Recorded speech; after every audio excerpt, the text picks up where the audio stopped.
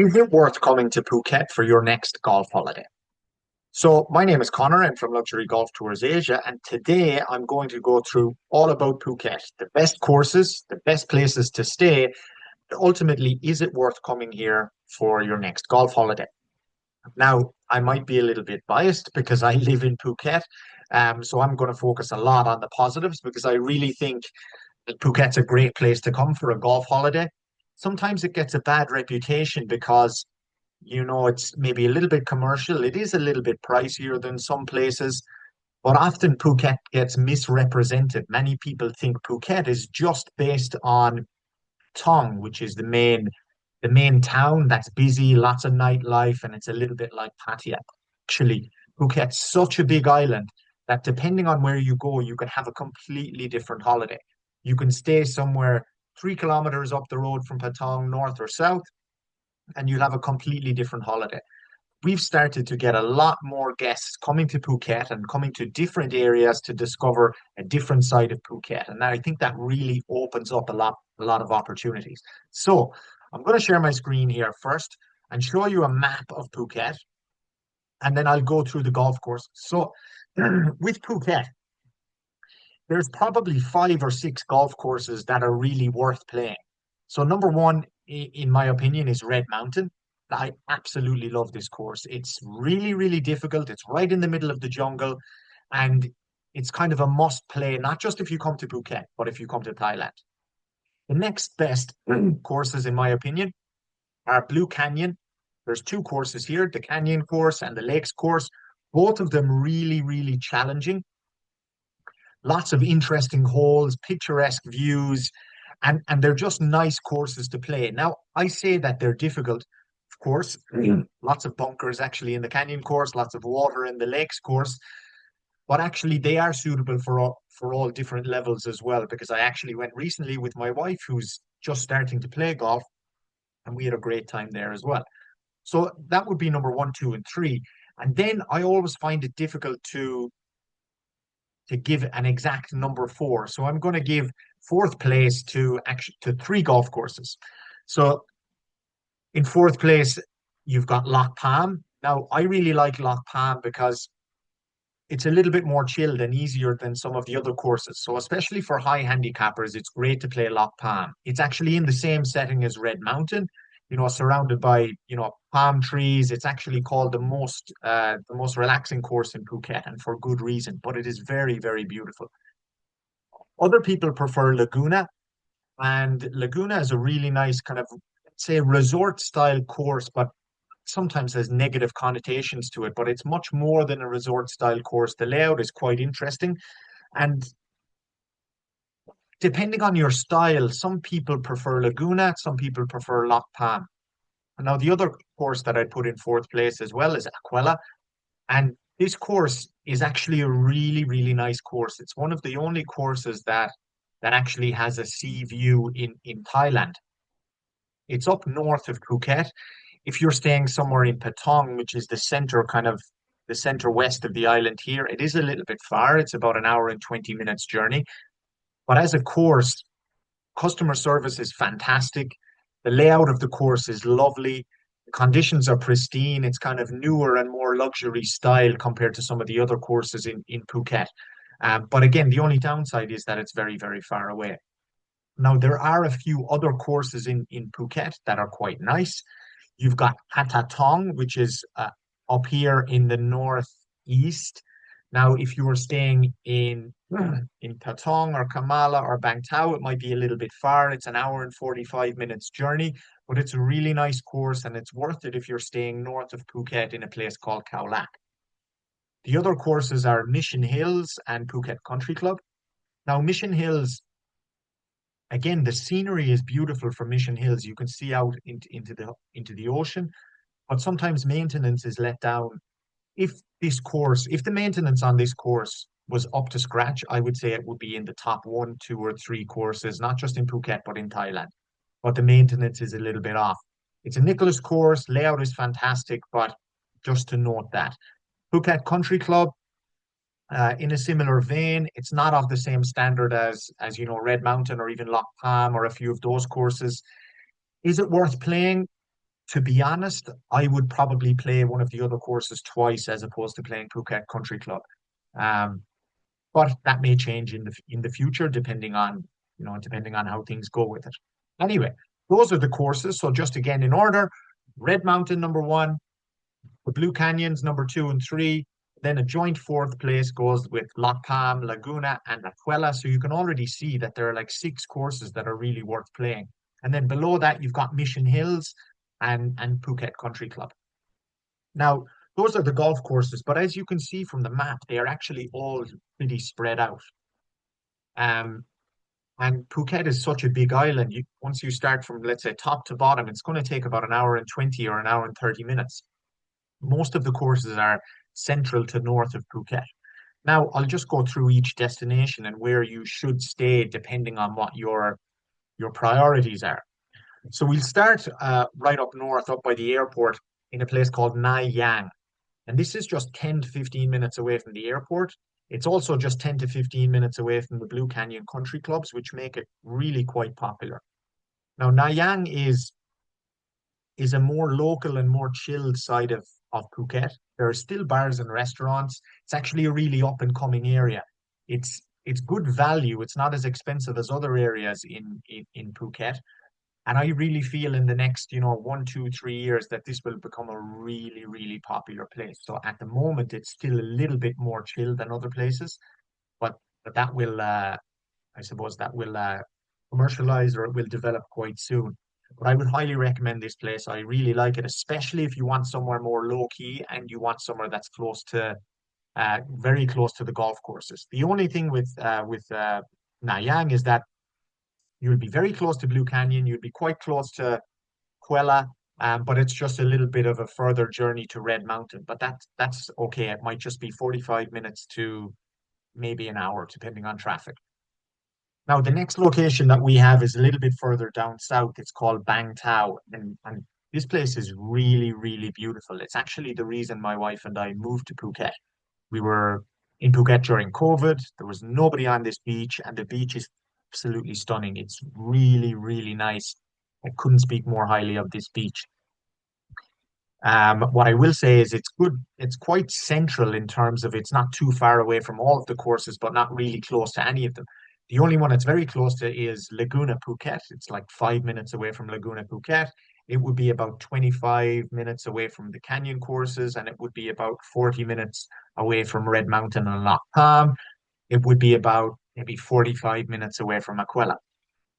So Bangtao is really nice. The one thing I will say about it is it's quite heavy in terms of pricing. I think if you're coming to Bangtao or even generally Phuket, November is a good time and then March is a good time. Those would both be considered like the shoulder season where prices are good.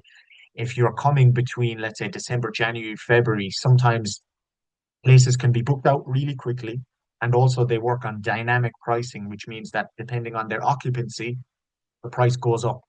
And they're always very high occupancy around this period of time. But again, Bangtao, lovely restaurants, lovely bars. What you'll find in Bangtao is there's lots of beach bars and beach restaurants, which is lovely. I personally love sitting down on the beach and having a meal and looking out into the ocean. Just to note, with Nanyang up north, I forgot to mention this, they also have similar style. Maybe not as high end in Nanyang, but they've got picnic chairs on the beach. The sunset is absolutely beautiful from Nanyang, and it's absolutely amazing from Bangtao. Even if you were staying in Nanyang, you could go for an evening to Bangtao to see that. They've good fire shows, etc. Now, the next place we have is a little bit further down south, and that's called Kamala. Again, Kamala is really, really nice because it's quite central. It's by the beach. The beach is really nice in Kamala as well. What I will say about the hotel selection is that the hotel selection is maybe not as nice as what you would find in Bangtao. Um, there are not as many options on the beach. Some of the options are a little bit further away from the actual beach, but it is a very nice setting because it has lots of bars and restaurants, but not hacker style or not overly party style. It's nice and chilled. And if you want to, let's say, if you want to go into the busy area, the kind of backpacker and party area, it's only about a 15 to 20 minute journey from that. So it's actually really good in terms of that. As you can see, it's not far from the golf courses either. It's very central, similar to Bang Tao. It would be about 30 minutes, 20, yeah, 20, 30 minutes from Red Mountain. It would be about 15 minutes to Laguna, and it would be about, 30 minutes to Blue Canyon. Would probably be about 45 minutes to Aquella. So it's not so bad. And then you've got Patong next, and Patong is the area that's, I just live 15 minutes away from Patong, a little bit in a quieter area. I actually live beside Red Mountain. But Patong is, how would I describe it? It's either love or hate, really. Some people really like it because they want to be close to the nightlife, they want to be close to where the action is happening, the bars, the restaurants, and other people really don't want to be near there because they want some relaxation and chill. What I often do with groups who come, or even with couples, I send them to hotels that are on the outskirts of Patong. And this way they can get a level of relaxation, but they can also be close to the nightlife. So that's what we do often with groups who have some members who want to go out and some members who want to just chill. And this is quite a good compromise for everyone. Now, the good thing about Patong, the thing that I like is that there's really, really nice restaurants in Patong. There's about five or six elite, high level, high end style restaurants with beautiful views, and that would be the real positive about Patong. Also important to note that it's about 15 to 20 minutes away from Red Mountain and Loch Palm. It's about 30 minutes from Laguna. It's probably about 45 minutes to an hour away from Blue Canyon, and it's probably about an hour and 15, an hour and 20 minutes away from Aquella. So again, you'll note that all of these destinations have pros and cons in terms of being close or far away from golf courses. So no matter where you stay, there's no ideal place to stay. It's just a matter of opportunity cost, being very close to some courses and being further away from other courses. Next area we have down south a little bit further here, if you can see my mouse going across this, we've got Karon Beach, Kata Beach, and Naiharn Beach. To be honest, I would suggest I don't often send a huge amount of golfers here only.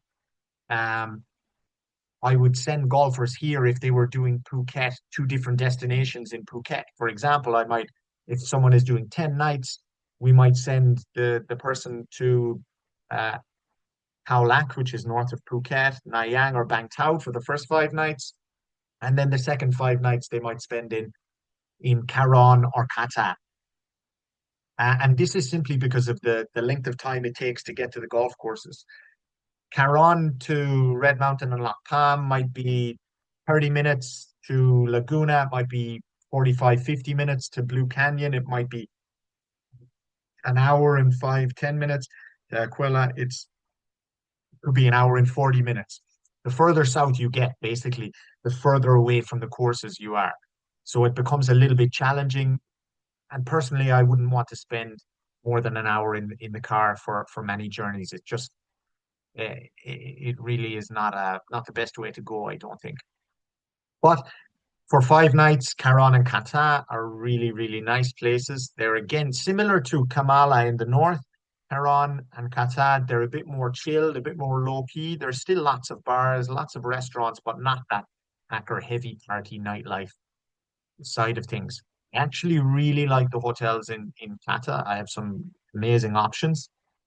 But again, it's important to note if you're coming for 7 nights, I wouldn't recommend staying in Kata or Karon simply because they're just too far away from some of the really good golf courses. If you were coming for 7 nights, I would probably say stay in either Nanyang, Bang Tao, Kamala, or Patong, or even Khao Lak North. But if you were coming for 10 nights, I would say maybe stay 5 nights in the north and you could stay 5 nights in the south. Now, just note that I haven't really spoken about Nai Harn, and simply it's because it's too far away from all of the golf courses. I actually love Nai Harn. It's one of my favorite beaches in Phuket.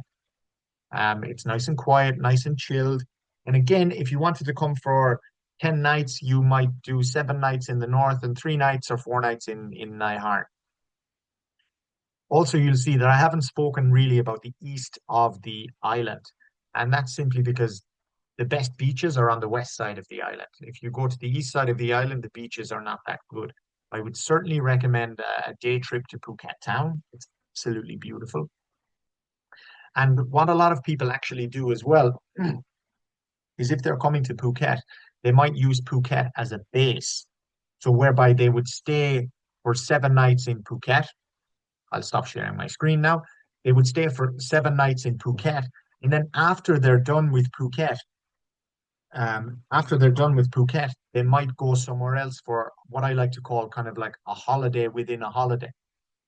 So if you can see, Phuket is kind of like a central hub, a central area, but there are certain destinations that you can go to outside of Phuket. So, for example, you might fly into Phuket, and then you might spend 3 nights in a place called Krabi, which is not so far away. You might spend 3 nights in a place called Khao Lak.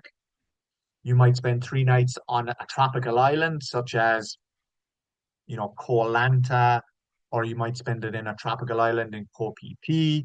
So Phuket is quite a good hub, uh, like a good hub of a place to stay. So I'm just going to share my screen here again one more time, just to give you an idea of the actual island of Phuket and where it's close to. So you can see here, oh, that here we go. I'm going to open this out. Yes. So you can see here that this is Phuket Island here.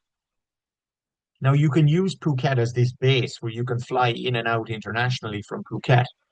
And then what you might want to do is you might want to say, okay, well, I'll spend 5, 6, 7 nights, and focus on golf.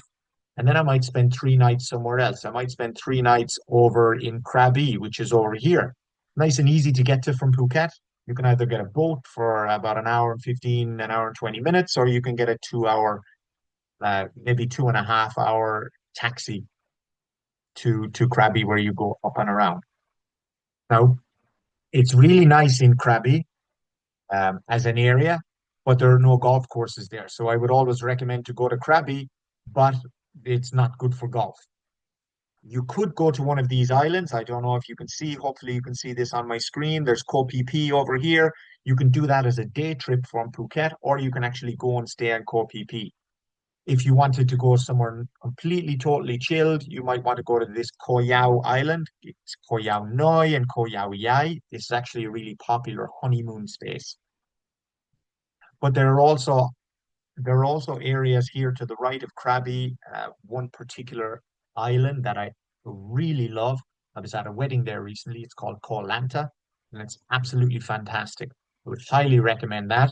So if you're coming to Phuket, your options are really a lot in terms of where you want to go, where you want to stay, what you want to do. And you can really select a holiday that you want and then build it around Phuket. Um, with excursions, just finally, with tours and excursions, there's so many things to do for the non-golfers. If you're coming to Phuket, there's elephant sanctuaries, there's Koh Phi Phi Island Tour, James Bond boat tour, canoeing, kayaking, cooking courses, zip lining, jet skiing, you name it, so many different types of tours that you can do. So I think by choosing Phuket, it really does open up the options for you. And if you're coming with non-golfers or groups, it really does open up the options there. But yeah, I hope this video really helps give you an idea of what can be possible with Phuket. If you wanted to join Phuket with another destination, that's absolutely possible. Bangkok is a good option to do with that. Uh, Pattaya is a good option depending on where you or depending on your group dynamic. Chiang Mai is a good option with it as well. But yeah, this was mainly about Phuket, what to do, where to go, where to play golf, where to stay. And if you have any questions or if you'd like us to do an itinerary for you for this, just pop us a message and we'll get to work. Thank you.